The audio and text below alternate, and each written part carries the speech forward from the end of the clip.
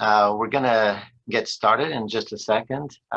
We have the honor of having Professor Jafari with us, and he's kind of the lead instigator of these webinar series. So, Jafari, if you don't mind, I'll ask you to welcome us to these webinar and explain how it fits in our initiative. Yes, with pleasure. Good morning, the Americas. Good afternoon, Europe and Middle East. Good evening, Asia and beyond. Thank you very much for joining us. I forgot Africa, sorry. Welcome to the webinar series. This is our fourth webinar. And I would like to tell you why I began a webinar. Basically, I just get moved to the subject because I know I have only very limited time, like 2 minutes or 3 minutes. I noticed that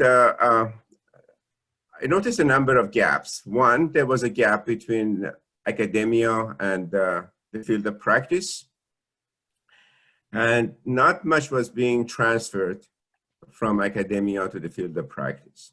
So we created something which is called T-Forum, and we had our first conference in Naples in 2015, then 2018 in Mallorca, and next one is going to be in Algarve, Portugal.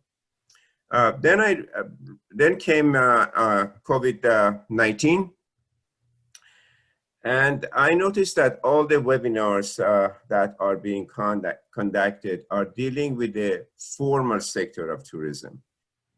Big destinations, big companies, big airlines, big hotels, big everything. And forgotten are the smaller segment of the tourism. In tourism, as you know, we have two sectors, formal and informal. And informal is being often ignored. Nobody's talking or forgotten rather. Not many people, not many articles, not many government people are talking about small operators, micro-entrepreneurs, small destinations with a few tourists, etc. And they were the people who were hurt more than anybody else. So we decided to start with our webinars, and that was the reason for giving birth to the tourism webinars. Our first one was 3 months ago, and we basically dealt with different small communities across the world. Then we had the following was about Japan, small communities in Japan with international participation, of course, the speakers. And then we had the last one was about the Caribbean islands, and we had excellent participation from the Caribbean practitioners and academicians as well. Today is very different. Again, if I divide up tourism into two categories, this time I would divide it into supply and demand.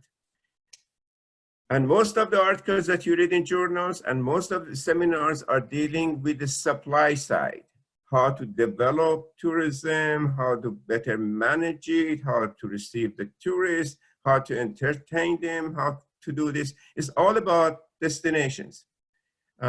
Demand, we study it when we want to generate the demand, move the demand.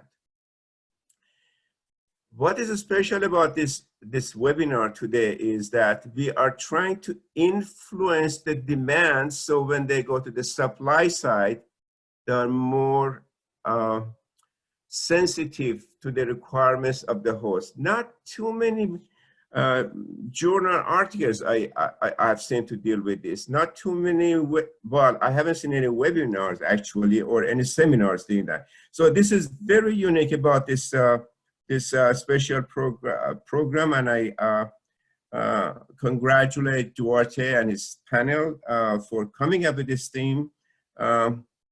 It's a very big, a very important theme, and it's a wonderful thing that is done for education. Based on all the articles I have read about backpackers, for example, etc., this is the best, this is the formative year for them. It leaves lasting impression on them, even when they go into full career later on. So I think your mission of study abroad program, and with the length of it, makes it wonderful, because the students are long enough over there to get the culture, the language, and immerse into the situation. So I again congratulate you, and I give you back the podium, Dorothy. Thank you, Jafar. And I call everyone's attention to that wonderful picture in Jafar's background. That's my hometown in Portugal. So even these little details, you can see the international nature of this community we have here today. So the first person I'd like to point you to is to Ruxandra Popovici. She's graciously agreed to volunteer and kind of help us bridge languages. She works in Latin America. She introduced us actually to Danielle, Valdez, and his community in Mexico, and is fluent in Spanish and English. She's now at Purdue. And so she will be paying attention to the chat. If anybody doesn't quite follow the comments in Spanish, you can write a question in English to everyone or to her, and she'll help clarify, and vice versa. Later on, if you're stronger in Spanish and something in the English presentation doesn't make it all the way through, you can ask the question in Spanish, and Rux will be there to help fill in those gaps. So thank you so much for connecting with us. So the plan for today will be to start with 2 community presentations from microentrepreneurs in communities that host groups of students from North America generally. And so our first presenter will be connecting through audio only, and then Danielle will be connecting through video and audio. And we have a little presentation to share. And then we'll have a quick switch into 3 guests that understand and operate in the American Global Service Learning Program world, and different capacities with really complementary insights. After that, we'll make a quick break. We'll just, I'll put in a video from an NC State program that goes to Central America, to actually South America, I think, to do service work and learning, and we can stretch our legs, etc. And then we'll have Q&A, where everybody will be welcome to send questions by unmuting or through the chat. We'll try to manage that so that it's not too disorganized, but I think it should be easy to navigate that to any of our panelists. All right, so without further ado, I'm gonna share my screen with the presentation. And Viviana, if you want to unmute, I will then introduce you. Okay, so hopefully everybody is seeing the screen PowerPoint presentation. Jafar, can you give me a thumbs up if you're seeing it? Okay. Yes. Okay. So, all right. So that's our plan, our timeline or structure for today. So I introduce you to Viviana. She's from Costa Rica, from a small community called Iroquois, and she's kind of a local leader, also associated with the group, an informal co-op of women and members of her community, and they host groups of students from NC State. Viviana, are you with us? Are you able to start? Hola. Y puedes continuar y presentarte al grupo y continuar la presentación. Yo hago los slides. Gracias, muy amable. ¿Cómo están todos? Bueno, mi nombre es Viviana Castillo. Soy la encargada de organizar todo lo referente con los estudiantes en la comunidad de Iroquois. También me encargo de todo lo que es la parte agronomía, ¿verdad? Todo lo que es la alimentación con ellos. Siempre intento darles una comida muy típica de la zona para que prueben cosas distintas y puedan estar en medio de todo lo que es el diario vivir de nosotros. Les comento que Iroquois es un pueblo pequeño, aledaño a la Universidad Air, del cantón de Guásimo, de la provincia de Limón. Contamos con muy pocos servicios comerciales. De hecho, tenemos alrededor de 2 pulperías, así se le llama acá a los mini super. Y contamos con 2 iglesias. También tenemos una escuela, un centro recreativo muy pequeño.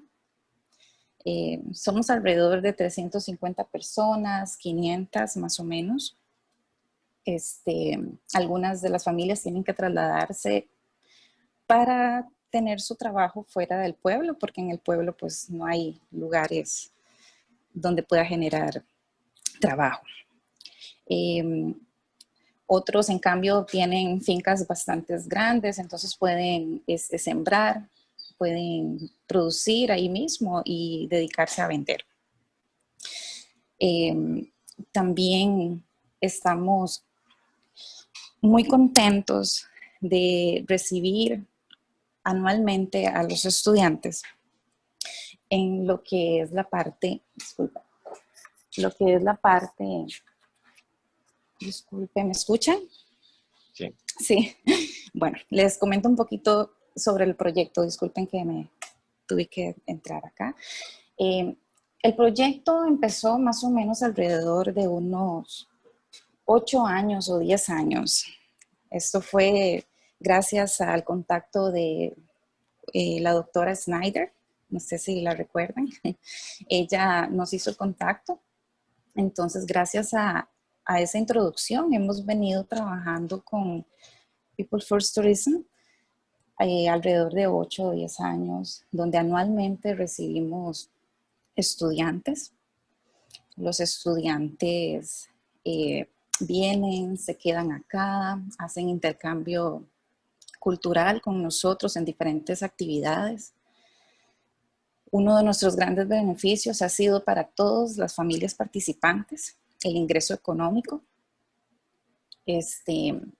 también las mejoras y arreglos básicos realizados por los distintos estudiantes en diferentes áreas, por ejemplo en la escuela, en los centros recreativos, también en algunos hogares donde nos han ayudado mucho a mejoras. En lo personal creo que realmente nos vemos beneficiados en gran manera porque al darse el intercambio, nosotros nos enriquecemos grandemente con los visitantes y podemos darles de nuestra cultura y estilo de vida.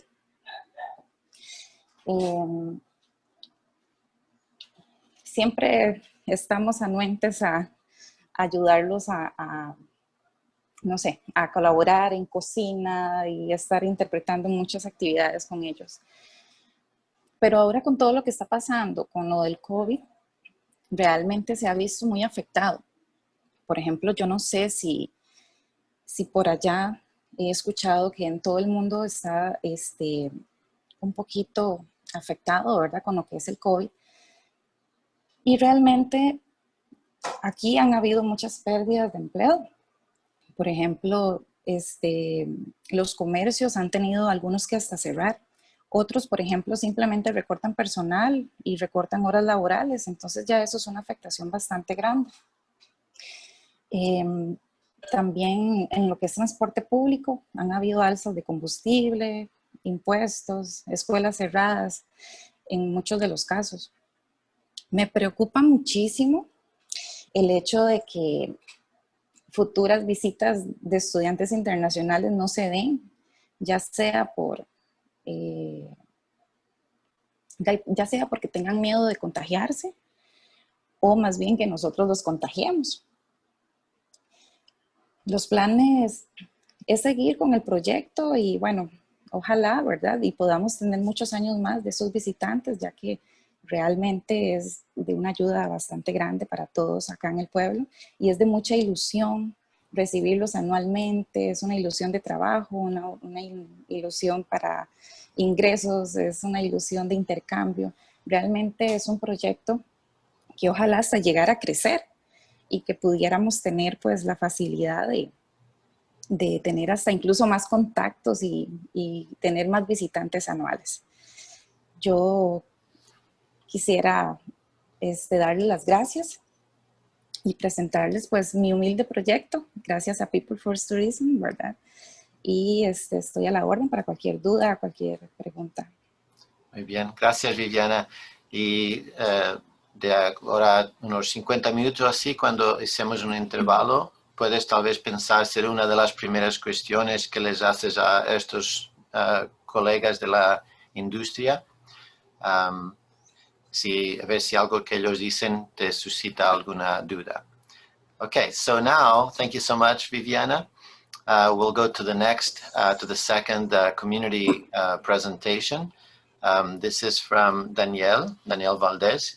He is a community leader. This community has, they have something called an ejido, which is a co-op where some members of the community invest a little bit of money and time and structure, and then they get to lease the land, natural land from next to their community from the government, as long as they protect it and they use it in a sustainable way.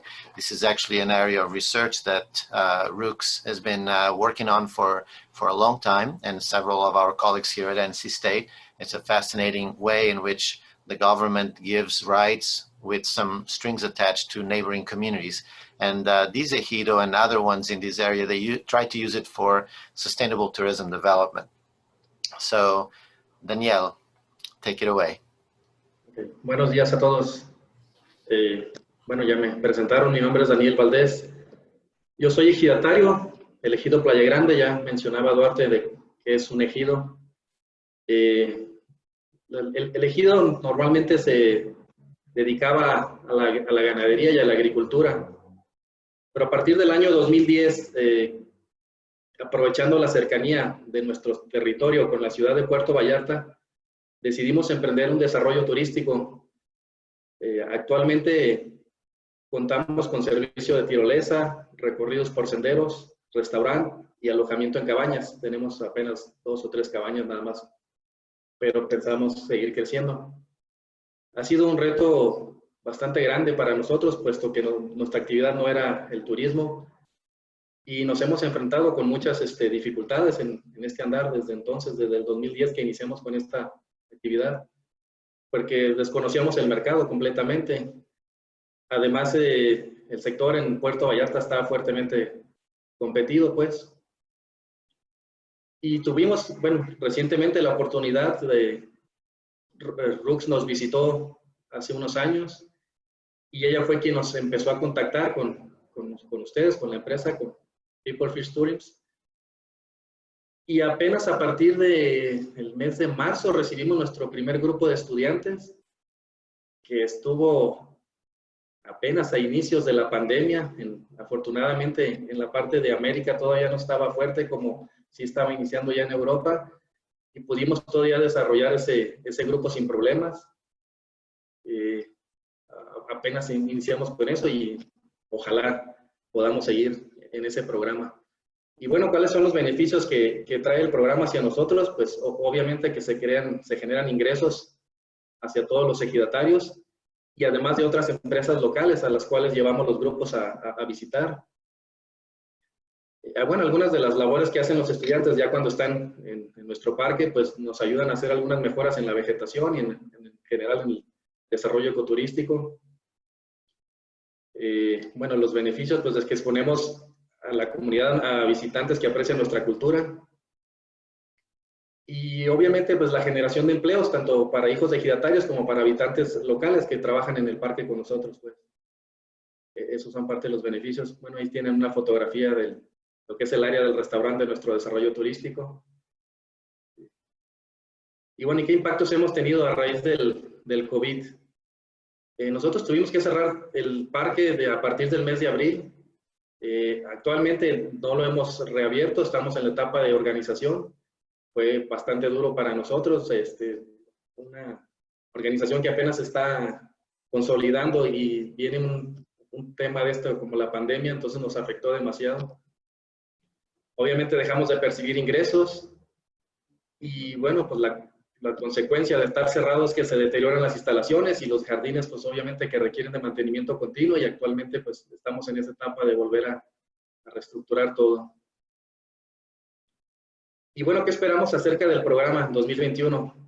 Pues yo espero que a mediano plazo se puedan volver a replantear los programas, las visitas de estudiantes. Ojalá que se pueda, ojalá que se reduzcan los riesgos. Pretendemos establecer acuerdos de cooperación con socios a largo plazo, tener un esquema ya más continuo, digamos, eso es lo que yo esperaría.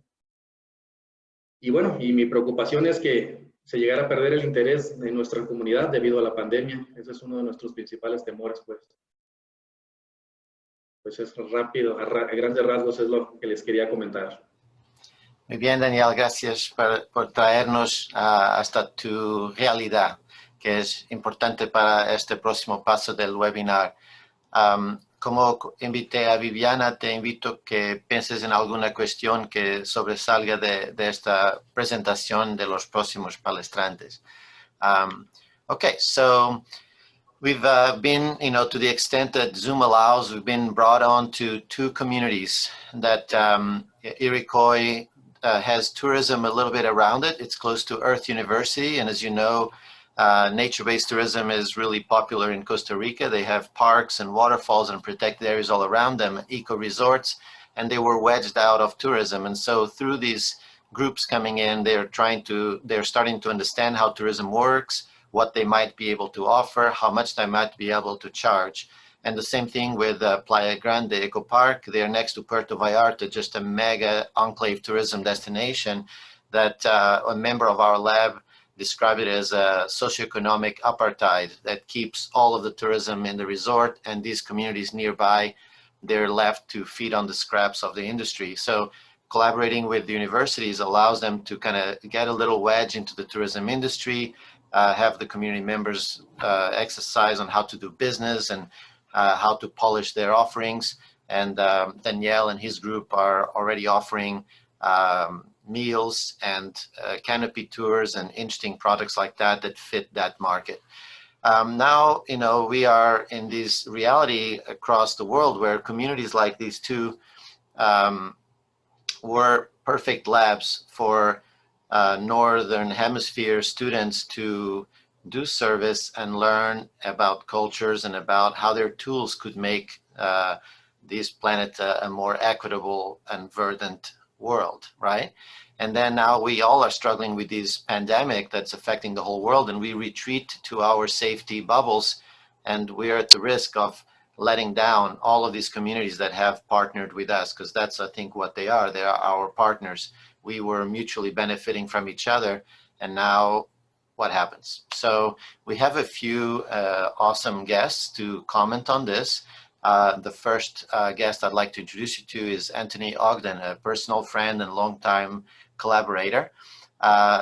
Tony is now the managing partner or a managing partner at Gateway International, which provides advice to American institutions and global institutions of higher education on how to take the experiences abroad of their students kind of to the next level. He has kind of a bird's eye view of this sector. And so, Tony, would you introduce yourself? And the question I have to you is, because of your position, could you contextualize where global service learning fits in the mission of universities? Like, why are they doing this? And how do they see these communities that are like far away labs for their students? Well, thank you very much, Duarte, and hello to everyone. It's a real honor to be joining you today. I'm really enjoying the discussion thus far, to the extent that I understand it. Thank you, Roxandra, for adding the comments into the chat. I must say that I've been in education abroad, international education, my entire career. But I only studied abroad just a few years ago, and I studied in Argentina so as to be able to study and learn Spanish. I had a great time, but I didn't really learn much Spanish. So thank you very much for your translations there. It's great to be with you. I also, before I jump in, I want to say, go back a moment to Jafar's comment, which impressed me.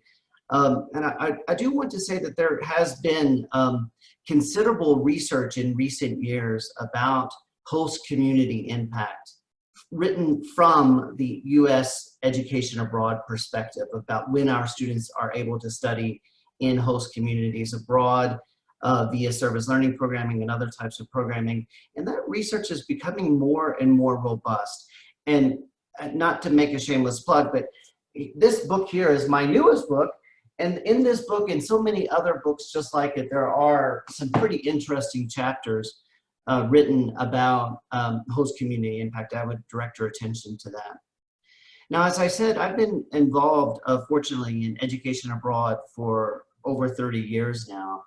And as we know, in the United States at least, education abroad is considered or defined mostly about non-degree seeking mobility. Our students are generally not seeking degrees abroad so much as they are experiencing short semesters or academic years. And we used to hear the term junior year abroad. Well, in fact, the majority of our students now, over 68% of our students, are participating in short-term programs or programs of less than 8 weeks. And I would say over the last 15 years, we've seen a huge diversification of the modalities of which our students are studying abroad. Now, as you notice, I'm using this concept, education abroad. And now, under the broader umbrella of education abroad, we're seeing modalities such as undergraduate research, study abroad, service learning, and the list goes on and on. Service learning, as opposed to tourism, however, has really taken shape, and it's really, I'm sure we're going to talk more about that, but it really has become much more mainstream to higher education in the United States. Now, that said, it's not been without problems. There's a real difference between service. There's a real difference between service and volunteerism. And service learning, however, is a distinct pedagogy. And because of that, there have been a number of folks like me and others within higher education very anxious about having our students go to communities in Costa Rica or Mexico and other places where they go with this idea that they are some great saviors, or that they are change agents, or angels of mercy somehow going abroad to help the poor and starving people in the Southern Hemisphere. That is not what service learning is about. That's not what education is about. And so because of that, there has been a considerable emphasis over the last couple of decades, even longer in fact, in helping universities not only define service learning and operationalize service learning, but to provide a structure around that engagement, because it is growing popular and becoming more popular. And we're hoping that our students are going abroad and engaging respectfully and in meaningful ways with host communities abroad, that there isn't a community identified need, that the students are there to support. And in the act of supporting and realizing that community identified need, they're able to learn and reflect in that way to become much more civically engaged themselves. Now on the screen, you see what I'm sort of, just for simplicity, I'm describing as a continuum of student learning and engagement. Now in the past several decades here in the United States, excuse me, we've been concerned with mobility education, that on the left side of your screen. And that is getting students abroad. Somehow the goal is to get students on airplanes, get them in communities abroad so that they learn in a reflexive way of who they are and how they can, to be able to engage in the world. Now with the pandemic, however, we are now seeing a cessation of programming.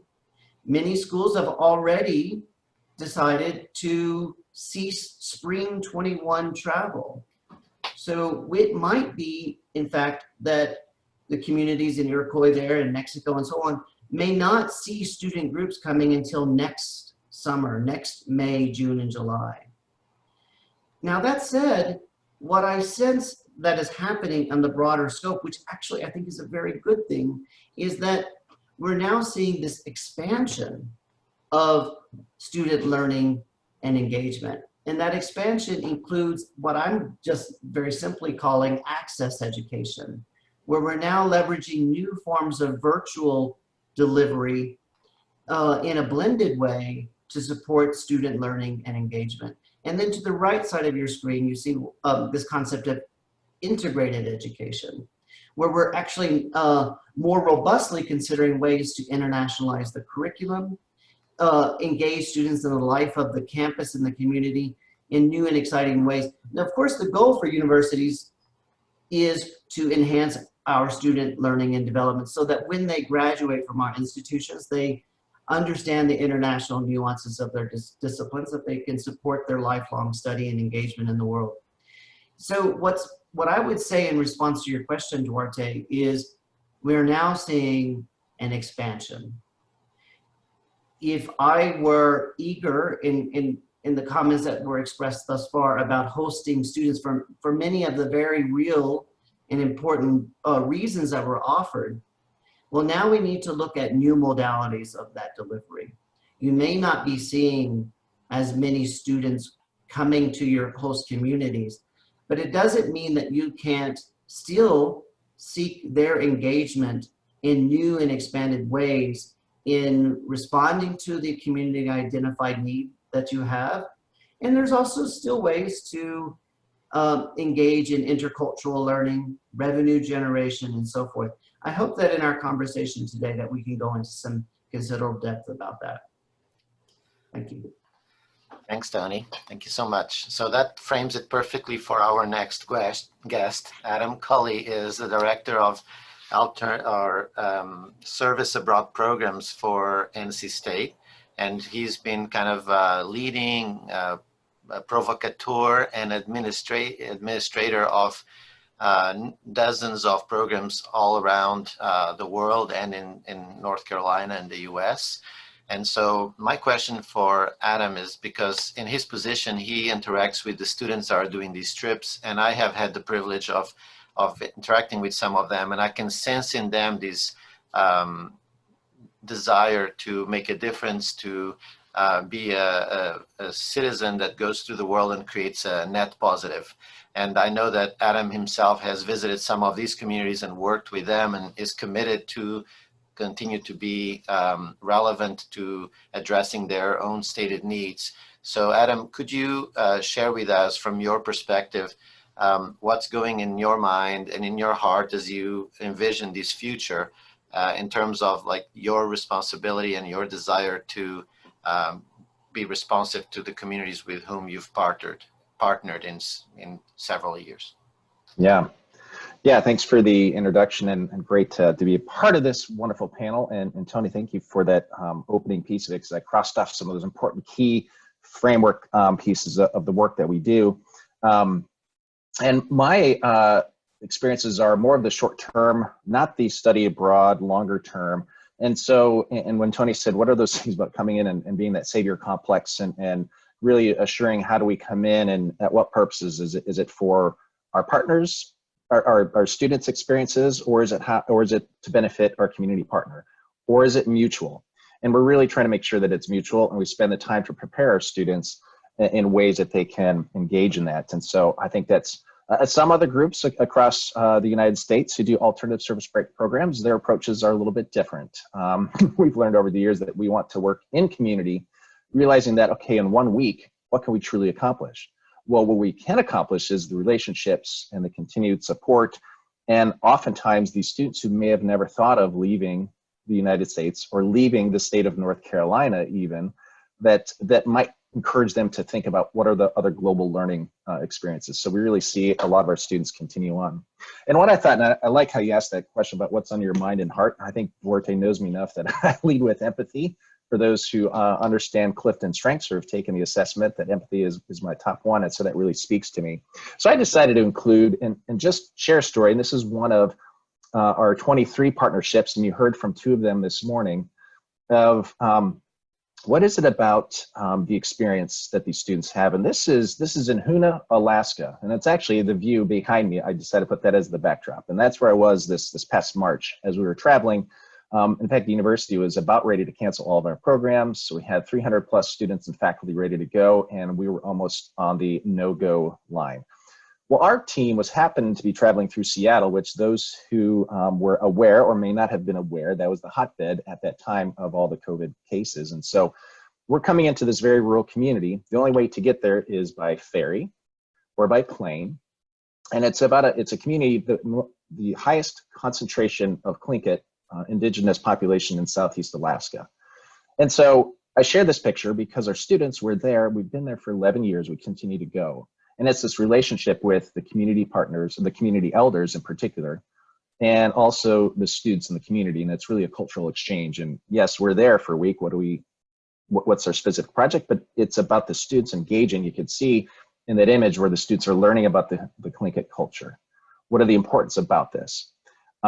And interestingly enough, right behind the image of our students learning about the native ways of using the land and the different products and how they use it for healing and the traditions that they have, right behind us is this, right behind the students is a brand new, the second large shipping dock. So this is a port of call for tourism. So when we think about tourism, this community went from primarily a fishing community, then to a logging, and now into tourism. And it's a community of about 500. And so when we think about impact, and we go at a time where it's not the tourist season, and they appreciate it in a way because we're there to learn about the culture and not just come and jump on the zip line, albeit that's important. It's an important like income for the community, but it's a different aspect. And so we really engage in ways, and we have those conversations of what the impact of tourism has and what the impact of that. And so that happens, and we really try to do that in more of our programs and organizations. And thank you to Duarte. We're evolving our alternative service break program to really think about those impacts. And so, and to see the students, and the last piece I would share is that I'm kind of saddened about the missed in-person opportunity and that engagement. However, we're thinking, and thanks to Tony, thinking, what are those ways that we can look at virtual experiences? And I'm looking at, in particular in Alaska and also our other partners, how can we zoom into the students are doing virtual learning? What are ways that we can get our students back in the classroom or do some panels and presentations? And so I think there's a lot of things that we could look at. So my heart is a little empty in a way, but it's also anxious and excited about what the possible opportunities are. Thank you, Adam. So we are now evolving to narrow it down, although everybody's brought up some cool like specific stories. The third speaker is a dear colleague of mine since I've come to North Carolina, Tim Wallace, also an inspiring role model. Tim Wallace is an applied anthropologist, and he has been leading a very well-respected field school in several countries, and for a long time in Guatemala, in this wonderful place that he's been trying to talk me into visiting, and I'm remiss for not having visited yet. And so Tim has a very intimate connection with these communities. He's brought in hundreds of students over the years and has observed the impact that these students have on these families and these small communities. And he'll provide us with kind of this long-term perspective. Specifically, Tim, what I would like to ask you is, how is the presence of these types of visitors, the students that come to learn and to do service, affecting the communities in a different way from other visitors?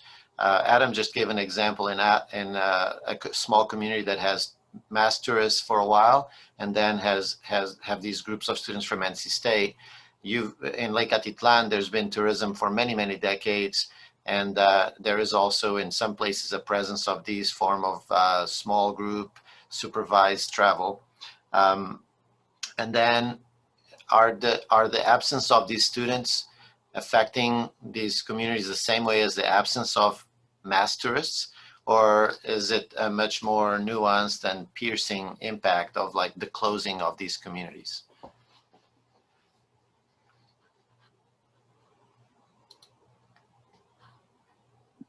Hi, Duarte. Thanks very much for that nice introduction, and welcome to everybody who's participating today.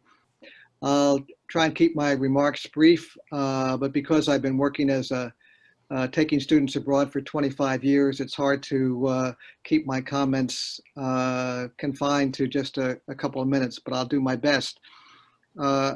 As a way of background, I've been teaching at NC State University for 45 years. And during that time, I spent 25 of them taking students to countries around the world, including Costa Rica, Hungary, and then I did 18 years of the field school program in around Lake Atitlan, Guatemala, which has about 20 communities that are within close distance, within a car ride or a bus ride or a taxi ride of the hometown, which you can see the headquarters, which is Panajachel, located in the picture to the right. This is a region that has about 250,000 people, and each of the communities range in size from about 10,000 to 40,000 people. So when I did my program, we put students in individual communities around Lake Atitlan. So there were usually about 15 different communities where we had students. Eventually, my wife, was a social work professor at NC State, also did a program. And so we were able to double the number of students that were participating and locating in different communities around the lake. Eventually, between the two of us, we had about 700 students over those 18 years.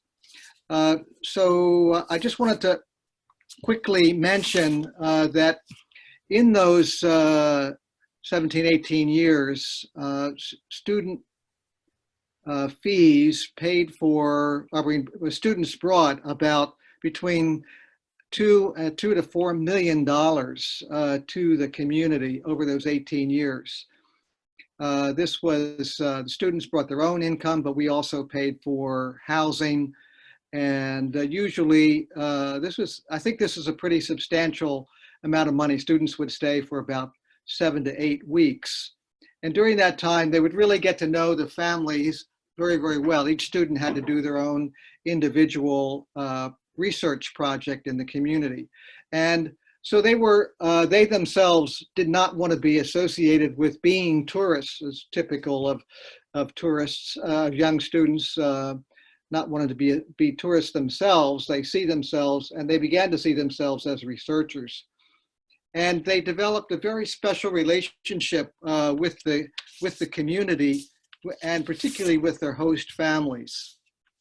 So the host families became my partners in the educational process.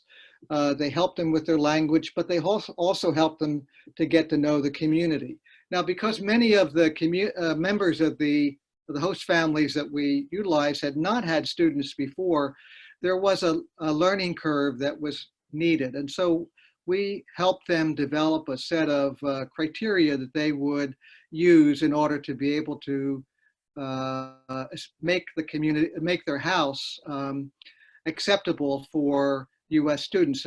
And although the students weren't expecting too much, oftentimes the local standards were far below what would be acceptable for study abroad offices around, at least at NC State and probably at other universities. So the homestay families had to develop the skills necessary for being able to handle the students, manage their food needs, manage their health needs, make sure that they got where they had to go for class meetings, help them with their help them getting to know the community, help them oftentimes with their research. And certainly by the end of the time we were working with them, the host communities knew my program much better than the students at the beginning would know. And they would just, if a student was afraid to go out in the community, they would just take them by the hand and say, here, I'll take you to a neighbor, and You can interview them. Do you have your questions ready? What kind of questions are they? Oh, the students, they're not going to like those questions, so you need to kind of change your questions. You need to improve your questions. And if they couldn't speak Spanish very well, they would oftentimes take a brother or a sister who knew more English or would be able to help to translate for them. And so there was all kinds of innovative skills that the students would develop about how to be on their own, but they didn't really oftentimes realize how dependent they were on the communities. So the families themselves developed these micro-entrepreneurial skills in how to make the home acceptable for students. And so oftentimes many of my homestay families made contacts with other institutions and began to develop as almost a year-round business of providing homestays for their families. So coming back to the particular question that you were asking me, I've talked to some of the families recently in Lake Atitlan, and they are suffering from the lack of tourists. They're suffering not only from the lack of tourists, a lack of income, and our homestay students, but also from the disease itself, which has now really become very widespread throughout Lake Atitlan. And so the community members are afraid for their health, and they're afraid for their lack of income. One of my students recently wrote to me and said, why don't we see what we can do? We're going to have a conference call with me and some of my assistant directors to figure out ways that we might be able to raise funds to help students, to help families in the short run. I think that it's a disastrous situation. It is a disaster for students, for the families in the communities around Lake Atitlan. They have no income because many of them were so dependent on tourism. So all they have to fall back on is agriculture. And oftentimes that is not enough in order to sustain them. So I'll stop now, and if there's anything else we can discuss later on. Thank you. Yes, I'm going to torture you to address another question in a few minutes, so I appreciate it. So I think this is a wonderful third reaction, because Tim pointed out how, to some degree, being visited by students that are doing field learning and service helps kind of, or gives the opportunity for people to develop their own self-determination, their own business, micro-entrepreneurial skills, their ability to decide which aspects of their culture are okay to be shared and how they can be shared. So in a way, maybe different from other forms of just tourism revenue, this allows them to grow in terms of autonomy, in terms of skills, in terms of resilience. And now this is where our partnerships are put to the test. Are we going to continue to be their partners and, you know, supporting them as they try to be resilient in the face of these tremendous crises? So we'll turn it back to Tony. And Tony, you work with institutions. Could you talk to us about, you know, the tensions, the pressures that institutions are facing as they look at next year, as they look at whether or not to cancel, you know, study abroad? Do they factor in these perspectives of these communities, or is that so far away from the decision making that it's up to others to consider it? Well, thanks for cycling back around to me, Duarte, and I think that's an important question. As you see on the screen there in the middle, the little cartoon, in many ways, universities are caught between a rock and a hard place. But the truth is, this isn't new. With regard to global service learning, it has, as I mentioned earlier, and as others have echoed indirectly, and that is service learning, global service learning has been a bit problematic for international offices for a while, for universities for a while. On one side, we have increasing student demand. More and more students, and we have, and I can go in great depth on this, but we have a lot of evidence that say that incoming university students, they want to engage in service learning, whether it's in their own community here or abroad. We know that there's great demand for that.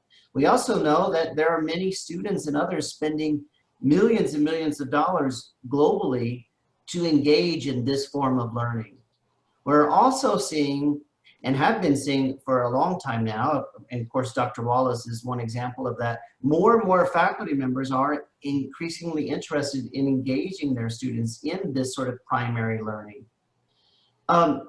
Whereas once international offices were the central point of anything international student learning and engagement, now we see more and more entities around campuses are involved. Probably like Adam's office in particular. And then we also see more and more senior leaders on university campuses are saying, we want to be a community engaged university. We want our students to engage and learn with and through the community, whether that's here or abroad. And then of course, we're seeing now more and more private sector organizations coming onto our campus. And many of them are very well-meaning, well-intentioned organizations, but there are many that are not. And so it really is increasing a lot of pressure on universities. Now on the student side, the other issues on the other side are about health and safety, academic quality. Keep in mind, service learning, at least in my definition, is not about tourism, it's about education. And one engages in the service so as to enhance the learning. Hence, these are academic, often for-credit courses where they're engaging abroad so as they can enhance the course that they're taking. But it's also very important as well that we are not just descending on communities abroad, but that we are being welcomed and with a well-articulated framework for that. And then in the chat a moment ago, I put in 2 more books, not my books this time, but 2 more books about the ethical engagement in host community learning. And then of course, there is also increasing standards. So in brief though, Duarte, I think this pandemic has, this slide we could have used a year ago. This slide is still the same slide today. However, I think there is an added nuance, and that is the value proposition. And that is, how do we reframe the value of global service learning right now, which really does imply intense community engagement when we don't have control of this virus. But also, can universities really allow themselves to have their students engage in this way? And I'm afraid that it's because of risk management, liability concerns, legal concerns. Just this morning, there were numerous articles about lawsuits against universities and organizations related to this pandemic. I think we're going to have a tough spot. So again, going back to looking at the different modalities, I think if we're going to, we will see a shift. We are seeing a shift, and that shift will be permanent, but it's in a permanent expansion. We'll still see students going abroad with cohorts like Dr. Wallace is doing, but we're also going to see students are going to come to universities and say, I want to have virtual experiential learning integrated into my course. And frankly, Gateway, my company, is doing that with universities now. Thanks, Tony. It'll persist in time. Thanks. Well, Adam, I think then there's a consensus among all of us that you're between a rock and a hard place. So I was wondering if you could comment a little bit. There's still a lot of variables, a lot of things unknown, but could you comment on maybe some thoughts you and your colleagues in the office are having in terms of your own adaptations to this new reality for next year? And maybe, you know, how can communities that have been hosting also consider ways to adapt and cope and be ready for partnerships, the next level or the new level of partnerships? Yeah, well, as you're probably well aware of, and many as well, like, we're not traveling. NC State is not traveling. So to answer the questions on some of our partners, no, March is not happening. Summer, probably doubtful. Who knows, fall? Maybe not international, but can we do more local, regional experiences that also support some of our partners? So the work that I do is not necessarily all global. In fact, we've seen a shift where we've now moved, at least our shorter term programs, we used to have more international than we had domestic, and we're actually finding we're having more domestic experiences for a variety of reasons. But I think one is the funding challenges, and we wrestle with this. Like if we're spending X amount of dollars to go to location for 1 week, what's the value of that experience, and how do we mitigate the fact that, you know, could those funds be used other ways, but yet that experience of in-person and working with partners, and maybe I'm answering that later piece is like, how do we work alongside organizations and groups and communities that are already doing this work, so it's not necessarily reliant on us coming in at one time. And that's where I think it's helped us really look at and kind of answer that question of like, well, what can you really accomplish in 1 week? And I said, well, we're working alongside and we have these partnerships. It's not a one and done, and how we continue to work with them year after year after year after year. In some cases, it's been 15 years with some of our partners. We build that up. And can we go multiple times throughout the year? And so some ways that we work around that, we've had a couple 1 credit bearing opportunities. We've dabbled into that piece. But one of the things that we're obviously is that can we get a vaccine that works? And then when do the numbers go down? But then we're also thinking, great, we've got the mix of flu coming in. So now we've got a mix of a storm. So that I think really precludes us for the spring. And that would be in any season. We're always concerned about flu, because I think in other parts of the world, it tends to last a little bit longer than it does here in the United States. Not to mention, do some of these communities and who gets the protection and does the global, you know, how does it fit within the global model? So I think we're in it for a good while as far as when we open up. Some of our partners may be ready and willing. Some countries may be open for tourism, but our university, because of legal and risk management reasons, could very well make a decision that that's not happening. And so I think those are just the realities. And then we got to think about, in some ways, what are the parents? They have an influence on these young 18 to 20-year-old students in decision making.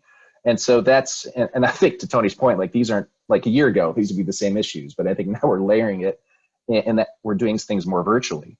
And so what is it that we need to consider with our partners? And just a couple examples, we, probably our longest standing partner in the Dominican Republic, they did virtual, what do they call it? Virtual internship, but they can continue alongside of working within the classroom for the students that they're doing, and they have that longer term partnership. And so they've dabbled in that. It's like, wow, what does that look like for some of our partners? And how do we include that? And maybe there is a travel component. And because our students are going to be used to this.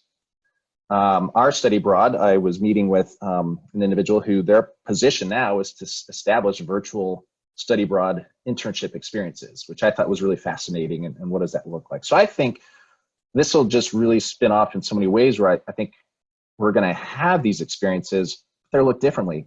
And also for me, and I'm talking with my other colleagues who do these shorter experiences, wow, this really just opens up, and we've done this with one of our partners, but the pre-departure experiences and being able to really learn and engage and meet with our hosts before we get there, so to build that relationship. So I think those are some aspects that we can all think about as well. And then the last piece that we're looking at is the growth and purpose. And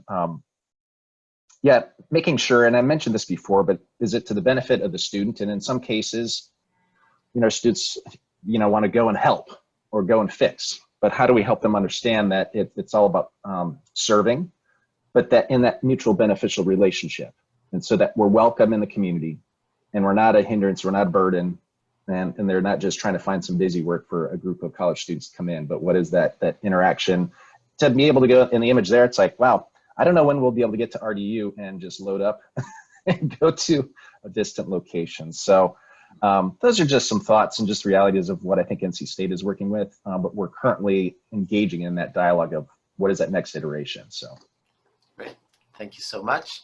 All right, so turning it back to Tim, back to your intimate connection with this community that you've been there for 2 decades, and there have been fluctuations in the visitation from different kinds of tourists, maybe because of political stability or health issues or the economy in the market, in the North America or in Guatemala. So can you reflect on that observation, see how has those communities, how they have been resilient over those crises, and how can they remain so in this super dramatic moment we're living now? Thanks, Duarte. Well, I hate to sound pessimistic, but we're in the middle of a pandemic. And as I said before, I actually live in Guatemala in the Lake Atitlan area 6 months out of the year. And we came back for our usual visit in early March, and we haven't been able to go back yet. The airport in Guatemala City is opening this month, we hear, probably, maybe. They keep changing that every so often. So the situation is dire at this particular point in time. People have no money. People are getting sick. The health system is overwhelmed.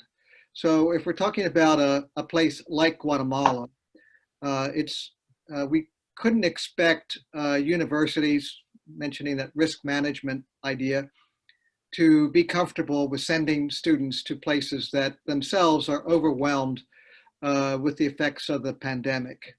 So the communities themselves, or the homestay families, are hunkering down. They are bringing within, they're bringing their family together. They're looking for ways to make money and through the smallest means possible. So I don't think that that students would be going to Guatemala in the spring coming up, or in the summer of this year. I think the earliest it would be the summer of 2022, actually. So what can we do in the meantime? And I think that the other panelists have suggested working virtually with members of the community, maybe perhaps the whole community, in thinking about what kinds of things can we do to prepare for the future. I think that if communities begin to feel comfortable working virtually, that these kinds of person-to-person interactions that we have, maybe through Zoom or through some other techniques, we can give them some ideas of how to begin to prepare, how to begin to think about what they need to do in order to be ready for when students come, so that they can be among the first to receive students rather than being among the last to receive students. So we need to work with them in order to think about opening and preparing. I was working with some folks from the Guatemalan Tourist Agency back in early April, and I was amazed at how little thinking had gone on even among the Guatemalan tourism developers about how to prepare for the future. They have no idea. So I think that those of us, even in the United States, we have had so much unfortunate experience with COVID-19 that we have some ideas about what they can begin to do to think about preparing. The last comment I would make is that, as I referred to in my previous comments, this might be an opportunity to contact our former students that have gone abroad and say, what can you do to think about these students? Some of these are no longer students, and maybe they themselves can travel, be our vanguard to go down and help them think about, maybe there could be a few students that are brave and not worried about the disease itself, at least, maybe in the spring, and begin to work with them on a one-on-one basis. So maybe we could really think about tapping into our previous student cohorts who are not stuck within the issue of risk management, to help communities think about how to prepare. Okay, thanks, Tim. So I think an idea that is emerging then is that we need to remain involved with these partners, and as Tim mentioned, try to help them find a path towards reopening, and in the meantime do so in a way that they can maybe earn some income, that they can be engaging with us. And one thing we're trying to do in this small community tourism webinars initiative is to create these thematic webinars and then create resources, a library of resources associated with it. You may notice that in the announcement for this webinar, each of the panelists had provided a little resource for us to read and prepare for this discussion. And I would just invite for any participants today, if you have any interesting resources to share about this topic, about how communities can adapt, that, you know, stay in contact with us, and we'll try to curate a good list of tools that we can have in this section of these inside this volume of our webinar series. Okay, so this takes us to a moment to take a little break, and what I'll do is I'll get out of the presentation. I'll show just a 1-minute video to just get a reset. Everybody can stretch your legs a little bit, and please use the chat to pose some questions, and then if there's need for clarification, you can also unmute, and our community representatives and our panelists are invited to address those. If you want to just make a general question, do so. If you want to direct it to somebody, that's okay too. All right. So I'll go to our video.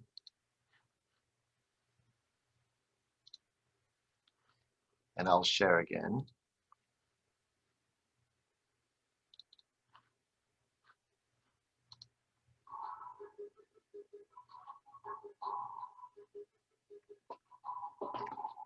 I'm going to stand up a little bit to give an example to everybody to stretch.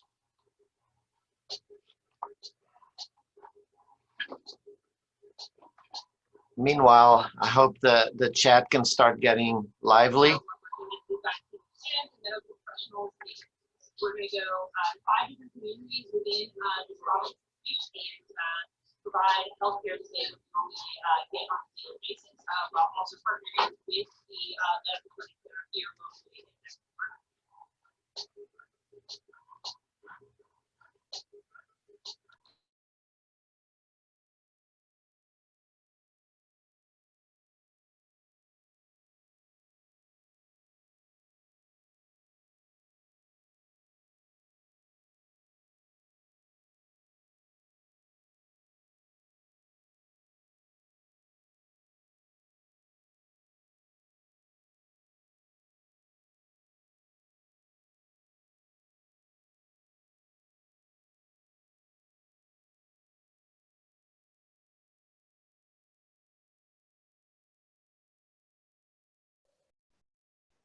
If I may comment, Duarte, on that piece, and again, to thinking these weren't just students going down in a one-time clinic in Ecuador. When we think about partnerships, we actually, in this case, it's an organization where the medical facility is there consistently throughout the time. So it's not like this, great, you come in, and I think I've heard a lot of medical brigades go in and they provide medication, maybe a diabetes clinic, but then there's no follow-up as far as what did it do? They don't have any other regular medical practitioners. So our students, along with medical staff from the US, were able to go work alongside their local doctors in a setup where they're continually providing healthcare, and they have electronic medical records. So it's like one of those experiences where we felt really good about that kind of work. And the student who started that a number of years ago is now, well, actually is a medical practitioner now, went as one of our providers. And so seeing the cycle back from a student who started that experience, who's gone through medical school and was back as a professional, one of the medical providers that went down to the brigade. So that's a little bit more of the backstory for that piece that we have there. Thank you, Adam. And you know what that makes me reflect on is, at the American institutions, probably, large institutions, budgets are always tied with certain kinds of allowable uses and not allowable. And I think a lot of that funding has been trickling to these communities through the student fees and the earning of credit or the experience, which made it possible to make those payments. It'll be interesting to see the kind of financial creativity that will need to be used to do virtual engagements with communities, which will all be new and maybe difficult for a large institution like this to just allow a lot of creativity in that process. But hopefully we'll be able to find ways. All right, so let me see on chat. Duarte, while you're looking at the chat, maybe I just offer one quick comment on that. I think if you remember that continuum I showed, what we're seeing with other forms or other modalities is that we're appealing to a greater diversity of students. Whereas the students who were formerly engaged in mobility-based education, you know, they had to have money, they had to have opportunity, they had to be self-motivated to be able to participate. Now that we're seeing other modalities arising, in fact, statistically, I'm seeing in some various case studies is that it's appealing to a brand new segment of the student body. Not in lieu of, but in addition to. I think with virtual engagement, if we can leverage that effectively in a service learning context, we're actually going to be able to reach out to a broader diversity of students and thereby a broader diversity of perspective. Good point. I remember our early work together, Tony. We talked about the ceiling effect on how much learning, how much growth students could experience by having study abroad, because many of them were already very globally engaged. And so this was study abroad, you know, in that formal sense, was a way for them to exercise their already high levels of global citizenship. Whereas the faculty-led programs, if they were well tailored, they were more democratic. They were capturing students that were kind of getting started in that world, and it was a lot more, had more potential for growth. What we don't want to do, however, is create a system of haves and have-nots. In other words, what we don't want to say is, okay, the rich white girls can actually study abroad, but everybody else can do virtual.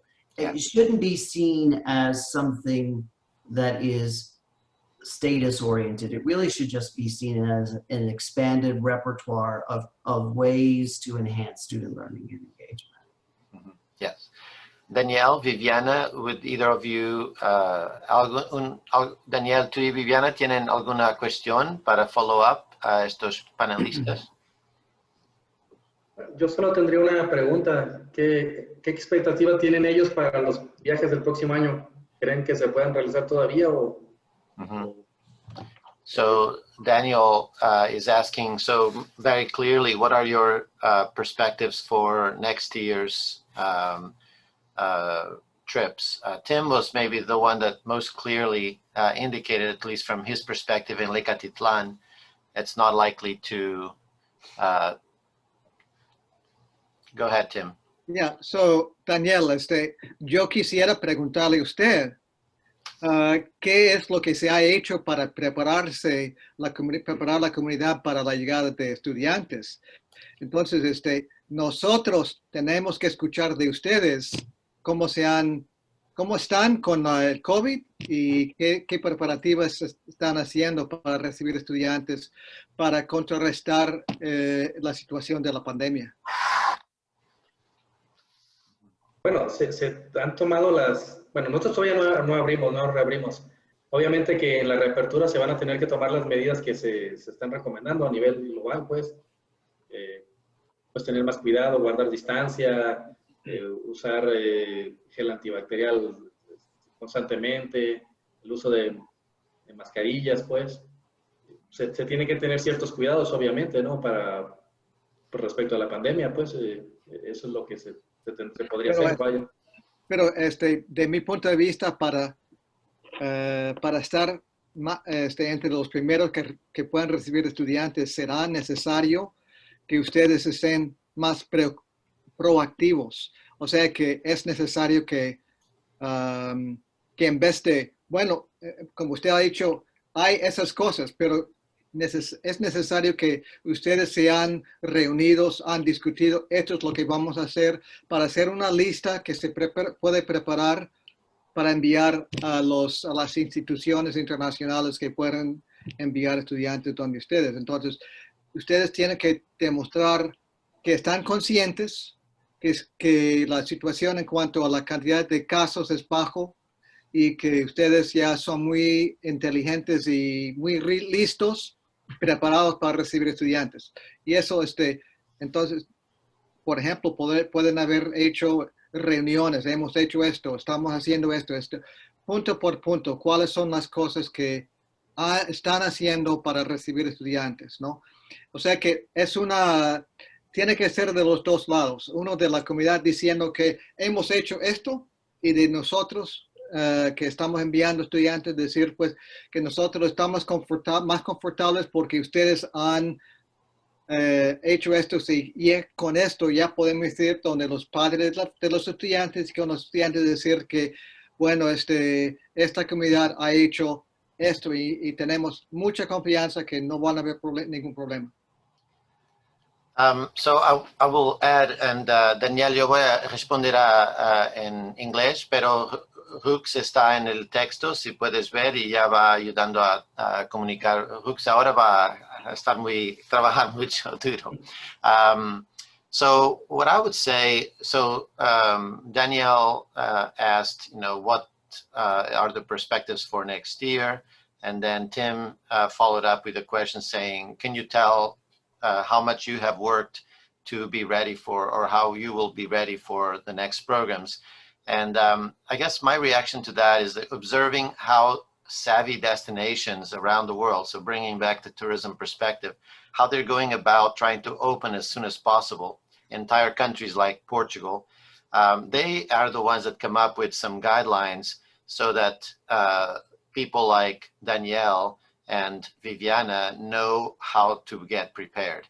And so I think my question then to Tony and to Adam is, what would be the organization in the United States? What would be the aggregate of institutions that could be nudged to create a set of guidelines that they recommend to these host universities, things that are realistic, and knowing that in this kind of field, it's going to be very case specific. For example, Danielle's community has built this facility in the forest, and they can have a set of members of the community that are quarantined along with their visiting group, and they don't stay with their elders in the community, and they stay, they social distance from everybody else.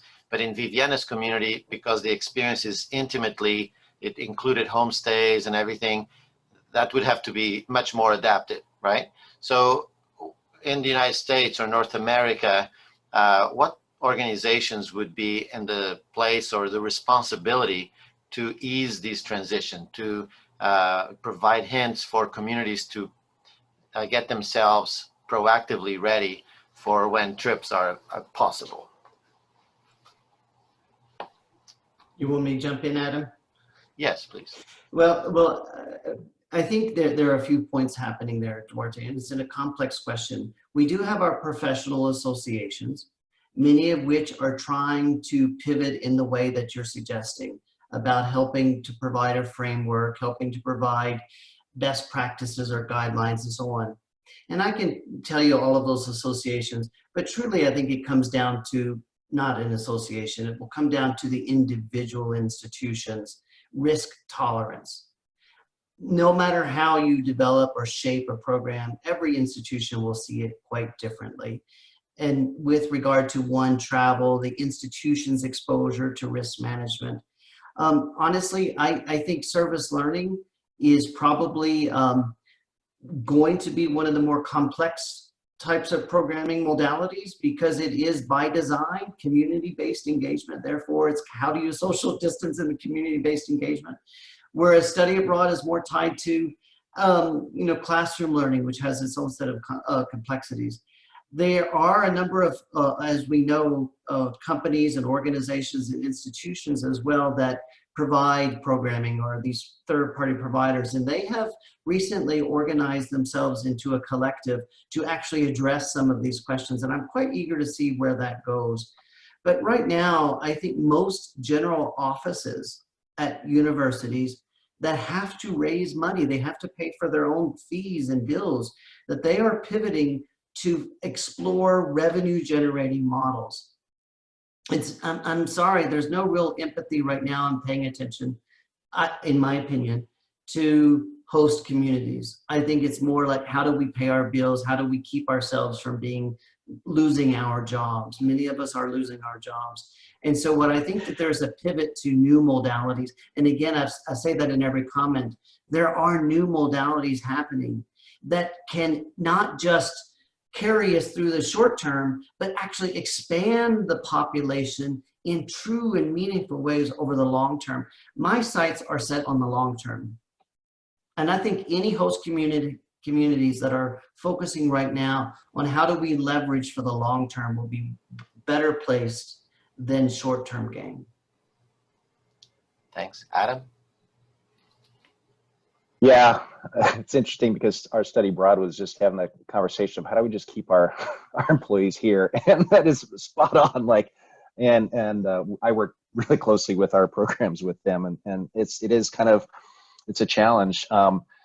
And you know, and another thing is, at least for our experience, is that even if a community is ready to accept us, but if our State Department says, nope, there's a level, you know, even if it's a yellow or if it's a red, like, you know, we have to go through so many hoops to even get permission to even go. And so, you know, that's a level. Like if, you know, for a number of times, well, before things really kind of got a little more tense in Nicaragua, we felt like it was the location we were going was very safe. It was away from all the travel, you know, more the challenging areas of where you probably should be, or the recommending not to be, but we still couldn't go. Even though we know our partner was there, and it was in a community that was, you know, relatively safe. There's no safe community in the world, even here in Raleigh, North Carolina. I mean, wherever you are in the world, like safety is just, it's around us, or risk is.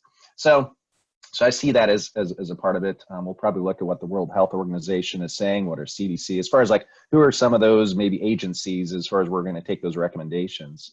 And the other, this is an anecdotal question and thought that I had is, are our students, like their psyche and just even being around people, because now we're in a way of being so isolated and not being around people. And I'm seeing this in my 10-year-old daughter when we go to places and she's like, it's too busy, we need to leave. And you know, just the even emotional and psychological impact that, how do we transition back into going to these locations and getting on a plane or hopping on a van, and so I think there's just some of those implications we don't even know yet. Great. All right, so we have maybe 5 more minutes. I wanted to mention that someone on the chat pointed out maybe, you know, form of engagement with communities abroad with whom institutions have long-term partnerships is to assist them in producing things that can be retailed and shipped. And so students are kind of helping them create revenue on their own accord with their own culture, but from a distance. And so I wanted to ask any of I think Tim unmuted, maybe Tim would like to make a comment. We have time for just a few more comments, and then we'll wrap it up. I'll ask Professor Jafar Jafari to have a few comments, and then we'll close. So Tim, did you have something you wanted to add? I think that it's hard to begin to organize that. Guatemala has some infrastructure for typical tourist type goods that could be exported, but many of the community host families aren't people that make those things that people want. But it is a possibility, but I don't think it's a stable source of income, and the amount that they get from those is quite low, and the cost for exporting is quite high. I could go on and explain all of the different kinds of issues with export. I just want to come back and say, you know, following up on Tony and Adam, is that I just feel like that we who've been working there have a responsibility to continue working with the community. And as Danielle was talking about getting ready, I think it's really essential that we help the communities think about how to reopen. And I think Adam's mention of how do we Americans readjust to, being with everybody all the time. It's going to be difficult. It's going to take time, but the more we talk about it, the more we interact with others and we hear what they're saying in Colombia or Guatemala or whatever, that's going to help us better get going faster when conditions are available so that we can get going. Otherwise, we're going to be at the end of the line rather than at the beginning of the line. Thanks, Tim. Yeah, so I reflect often on a story about an American kind of savior that went to a valley in Africa and noticed that the farmers were growing coffee and they were not making much on their crops. So he started a direct sale through his church in America, and for maybe a decade, that whole valley started making a lot more income from their coffee production. And then he passed away, and from one day to the next, all of that valley had no supply chain to sell their product.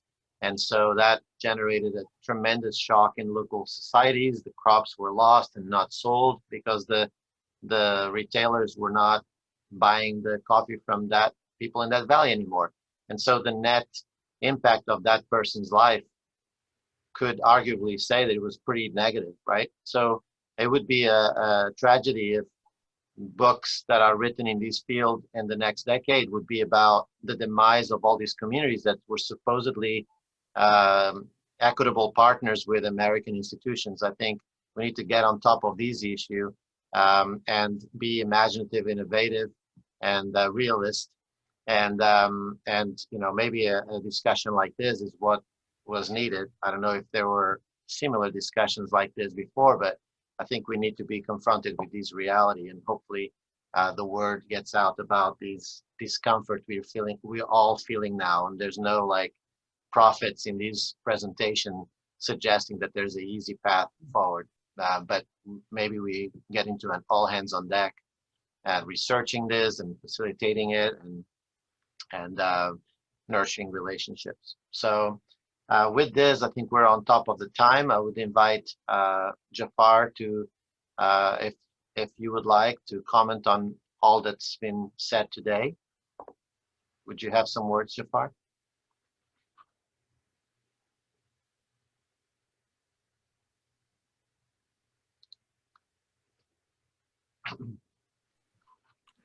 Yes, thank you very much. A very informative discussion.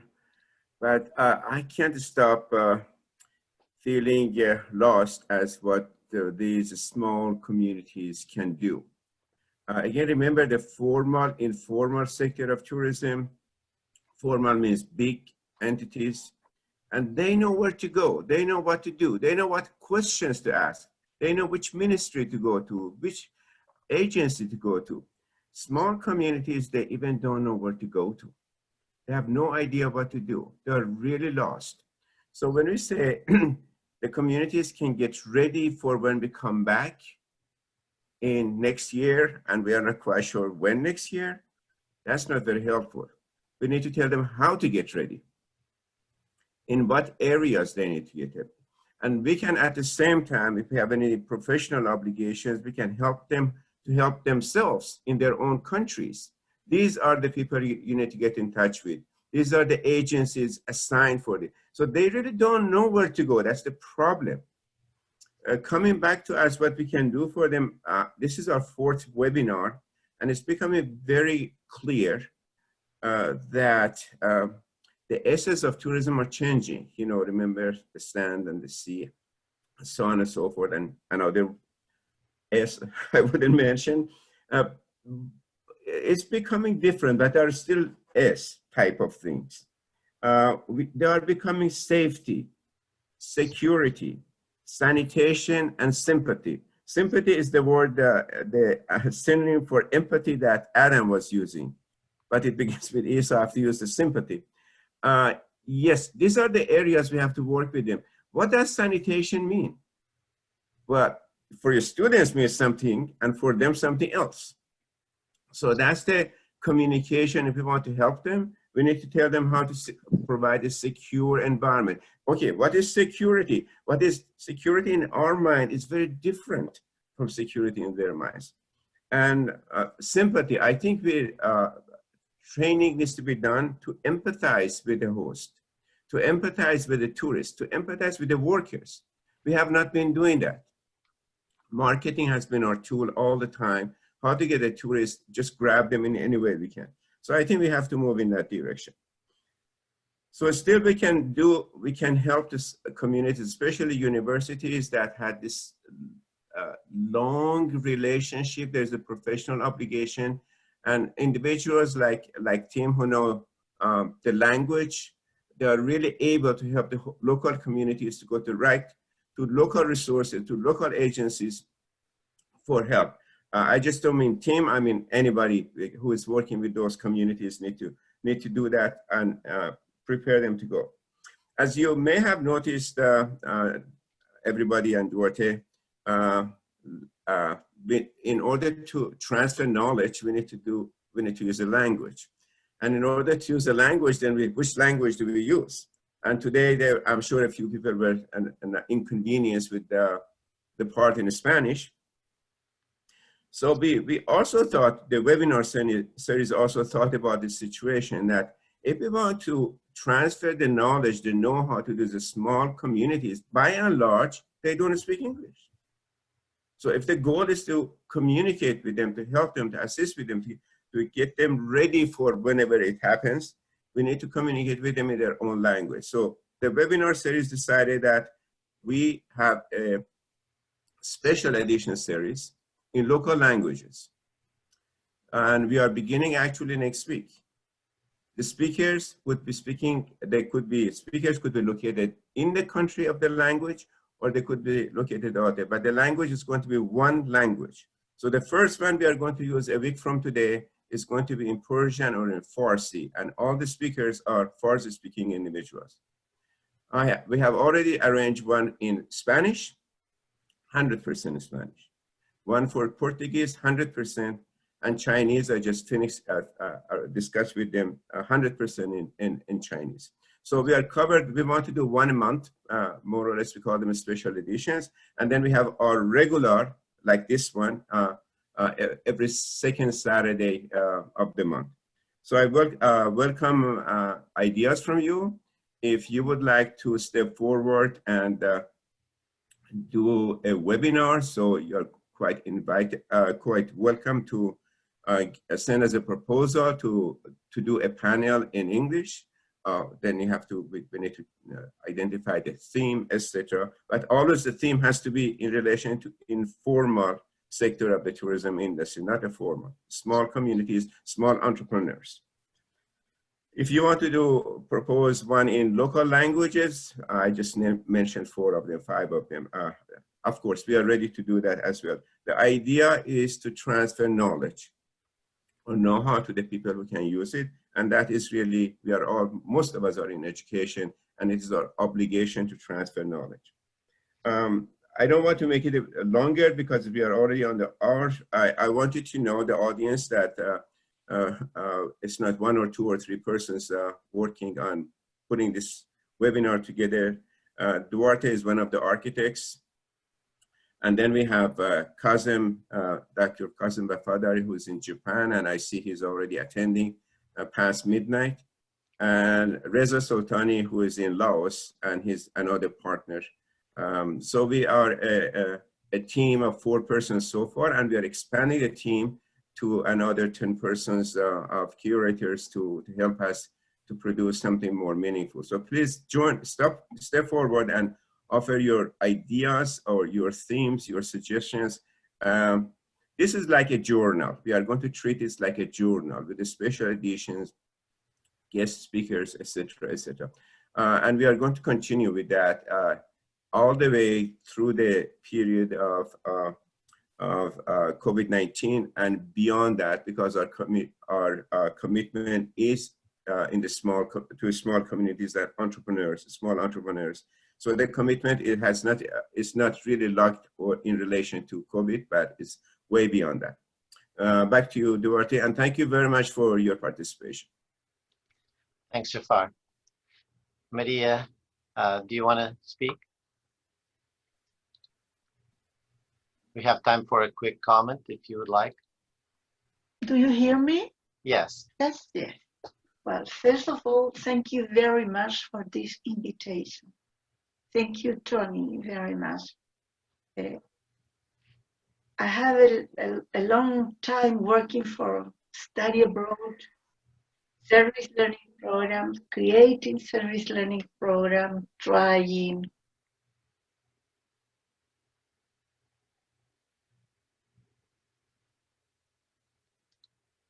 Maria, your sound is muted again, maybe.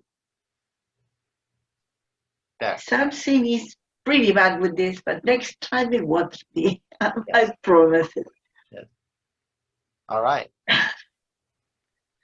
Well, I said, we have had good times and very bad times. Mm-hmm. And so we have different experiences in terms of how to face the things that are coming.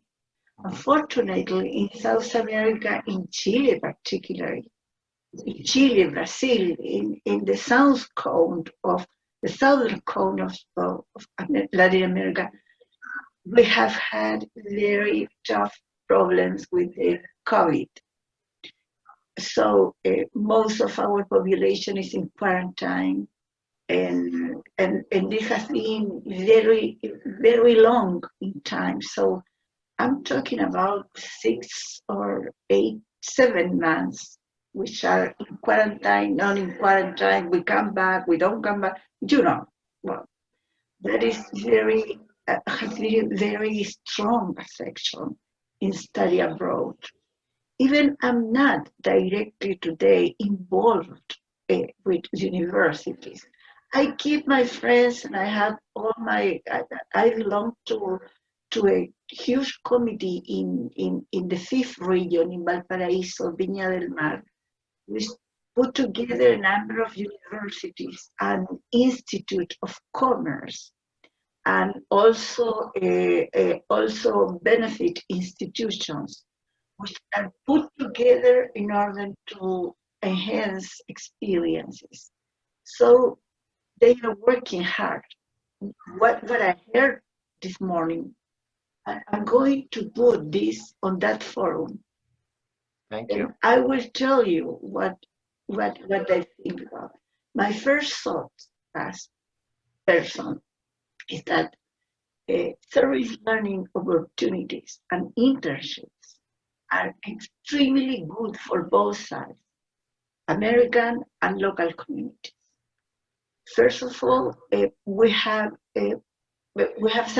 some special experiences, like, for instance, a number of small business entrepreneurials, which is very helpful. So I hope that through this forum, universities and with chambers of commerce, I will try to see, and I will tell you what I'm thinking. Maybe I may try some ideas. Thank you, Maria. I appreciate that. It's great to have you in the forum. And this is a perfect segue to my closing remarks. In small community tourism webinars, we're trying to address issues that are difficult. And I think we'll all agree that, we're all a little bit uncomfortable at this moment as we hear of these problems, and we can't envision an easy fix for the situation. But we're all, probably all of us, I'm sure all of us are deeply committed to having a life of consequence and a career of consequence. We've been saying that we are doing these things for the sake of the students' growth so that they can be better global citizens. And we want to do this with partner communities in a responsible way. And one chapter that we had as a resource for this webinar from Tony and a colleague lays that dilemma really very well. We have no excuse to be naive. Oh, we didn't know that, when things got tough, that this was going to be expected of us. It is expected of us. We need to do something about it. We can't just tell communities that they need to figure it out, because we've been saying we are, committed partners all along. So in this particular volume, we will do our best to put resources so that other colleagues and institutions can use them. And any of you that have any suggestions, please go to the website and contact us, and we'll look at ways to share those kinds of tools. And like Maria mentioned, please get the word out. We had a lot of people register. I think some are following us through YouTube, but we could now, the secret of these things is to do these meetings, record them, and then share them many, many, many, many times. And so we will have this on the website, easily accessible. It's just easy to remember, tourismwebinar.com, and point that to your colleagues. And if they want to sign up for other webinars that will be kind of related to this topic, as Jafar mentioned, there will be a schedule there of upcoming webinars and ways to get engaged with us, proposing your own themes. So thank you so much for being here today. Thank you to Danielle and Viviana for connecting with us from their communities. And thank you to all of the three panelists as well for sharing, their discomfort and their insights in this topic. And farewell, be healthy, and we'll see you. And thank you very much, Duarte. Hasta pronto. Thank you. Obrigado. Ciao a todos. Ciao. Gracias. Gracias. See you later. Danielle, thank you. Bye. Ciao. Gracias. Ciao. Chao, chao. Gracias. Ciao, Viviana. Gracias. Que estén muy bien. Gracias. Igual tú, Que vaya cuídate. bien. Take care, please. Take care, Maria. Time to go to the gym, Tony. I'm going to go eat breakfast. Adam, thanks for doing this, and you too, Tim. Sure. Happy to do it. Bye, folks. Thanks. Okay, bye-bye. Thanks, Brooks. Thank you. Bye.